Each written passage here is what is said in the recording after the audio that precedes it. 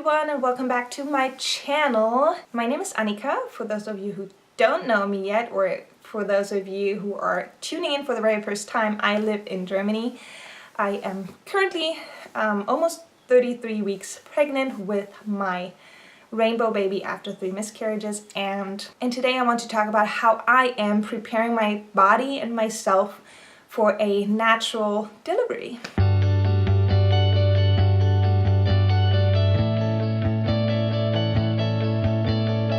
I mentioned on my last bump picture on Instagram that I started doing some exercises to help my body prepare for labor.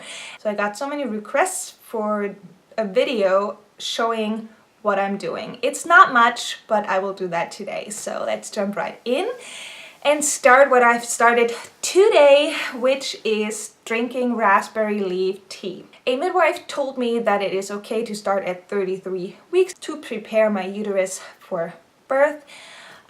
So right now, today I actually started this morning. I started drinking 1 mug. I got the raspberry leaf tea from a pharmacy. I asked them to put something together for me. I've had it for 2 years now. Since we tried to conceive for the very first time, because it helps with your cycles as well, and it is still good till the end of next year, so I am using that, and I'm drinking 1 mug in the morning and 1 in the afternoon. I will not do it at night because then I will probably have to pee all the time at night, and I already do that, so I don't want to trigger it even more. So yeah, and drinking that tea helps your uterus to not only get your cervix to get soft, but also it helps your uterus. It is a muscle, so it helps your muscles to contract stronger and more efficiently. So when you're starting to go into labor, that those contractions are not just like doing some, like contracting and not doing anything, but that they're actually pushing and opening the cervix and then helping push the baby out. So that's what it is for, and I started drinking that. She told me it is okay to start at 33 weeks, 2 mugs a day. Later on at like 37 weeks you can do 3 if you'd like to, but it is summer and I don't like drinking hot teas in the summer. Right now it's kind of cool, so it's fine, and I was looking into making it an iced tea. We'll put like ice cubes in it and let it cool down, but apparently that doesn't help as much. It's better to drink the warm stuff, so we'll see how that goes in the next few weeks. I mean, it's a summer baby and it's supposed to get hot again, so we'll see. Another thing that I have read just recently is that you could start or should start eating 5 to 6 dates a day. That helps soften the cervix and help it to open faster and get softer easier. If it works, I don't know. I just thought it was funny to just try it and do it. Right now I'm currently taking 3 in the morning, 3 at night. Like I said, I just started today because it's not inducing labor, it just helps with labors. So yeah, that's what I'm eating, and they're super healthy anyways, and they taste super good. They're really sweet, so I don't mind eating them, and it's not gonna hurt, so I was like, just try it, and then I will see if it actually helps or not, I don't know. So now to my exercises. For every time I have a meal, whether it is breakfast, lunch, or dinner, I'm sitting at the table and I switched my chair into a gymnastic ball that I put on my place, and like I did this morning, I'm sitting on it while I eat breakfast. I open up my legs pretty wide so my hip is open, and then I just swing my hip around and make circles in one direction, the other direction, and everything to just open my pelvis, to soften the muscles and everything. Usually after I'm done eating and then I try to get up, it's like I can tell that my hips are so relaxed and so soft. So that is really nice, and I do that for every meal time that I'm sitting at the table, to just open everything up so my baby has enough room. I have a really narrow, like my hips are really narrow, so I just wanted to open it up as much as possible so that she has enough room to slide down there and have space to move down there and be in the right position for birth. Speaking of the position of the baby, every time I sit down, just like right now, I'm sitting cross-legged, and I try to open my legs as much as I can, again, to open my pelvis, to open my hips, and just sit up really straight to help my baby have enough room to go in the right position. Same with my hips. Sometimes when you sit on someone's lap, you can tell there's like those bones, and people say like, oh, you have such a bony butt, you know? And those bones, those parts of the pelvis, we should try to always put them in the back. Like if you sit like this and your pelvis is in the front, then your baby doesn't have room. Meaning like the perfect birthing position for a baby is head down and the face towards the sacrum. If you sit like this, the baby's face is squished by the sacrum, and that hurts. And babies are not dumb.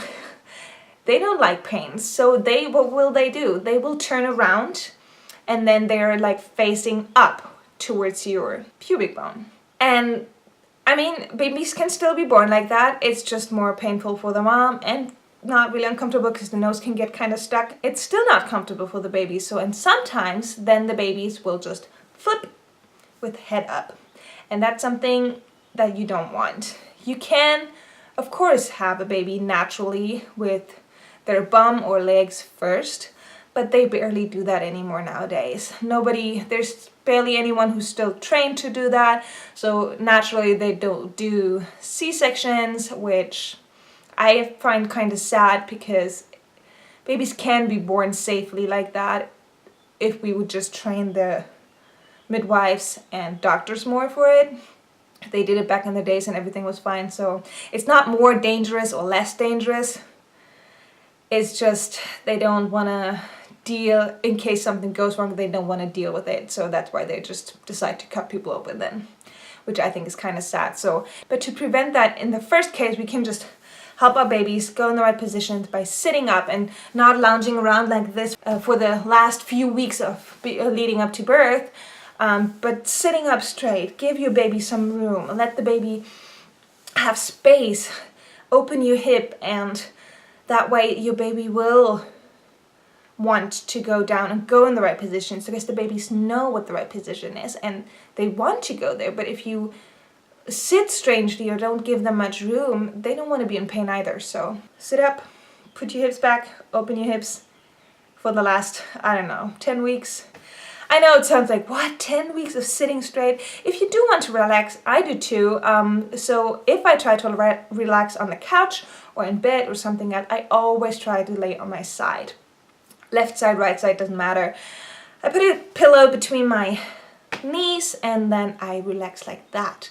Because that way your hip is still kind of open and you're not squishing the baby, and that way you can relax without sitting in that weird position and squishing your baby and forcing it to turn the wrong way. If I do notice after walking for a while that my baby is in a weird position that actually kind of hurts me as well, then I go on all fours, my hands, legs, and kind of swing my hip back and forth, and that way the baby has room to just move up a little bit and then move back down when I sit up again.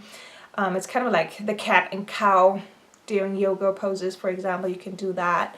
That helps a lot with the baby moving. Then they will move and then go in a different position, and then it gets more comfortable for you as well. So one of the most important exercise I do is to squat down. Not doing squats, but squatting down. Which means if you look at like different countries or at children, they have no trouble squatting down with their feet attached to the ground completely and just sit there comfortably for hours and hours and hours and doing their work. In the Western world, we have totally lost that ability to do so, which is sad because that's the best birthing position. It's the best position to open your pelvis. And in addition to that, it is the best exercise to help with your pelvic floor. It's the best pelvic floor exercise that you want to exercise for the birth, that it is strong, and especially after the vaginal birth, when everything is kind of squishy down there, that it gets strong again so you don't pee yourself. So that's what I've been doing. I have to be honest, it is still hard for me as well. Like if I try to go down, and I always try to go down, spread my legs wide, keep my feet down, and then back straight and go down, and I make it down, but then I fall over because I do not have balance. So that's why I kind of adapted my squats a little bit, and I'm leaning against our bed. Sometimes I put a pillow in between because it does kind of hurt. The bed is kind of hard sometimes. And then I just sit like that, feet all the way to the ground, open up my legs, give my bum some room, and just breathe deep and let it sink. And if it does hurt a little bit, just hang in there. Try to relax and let the muscles stretch and everything. That helps the baby not only to move in the deep position again, it also opens the pelvis, and it, like I said, it strengthens your pelvic floor muscles, and it's just overall so good for us. And I think if we could start like doing that more, that would be so awesome. Like even after birth, I want to do those kind of squats and do it like, it's just 2-3 minutes a day. That's it. You don't need to do them more. It will help to strengthen the pelvic floor again after giving birth. So I will hopefully be able to do that after birth for like a few weeks to help strengthen that. It is a really great exercise to, you know, help with all that, and has so many benefits, and we just are not used to it anymore. And I know it's hard, and you can totally practice it. Even if you're like 40, 50, you can still practice it.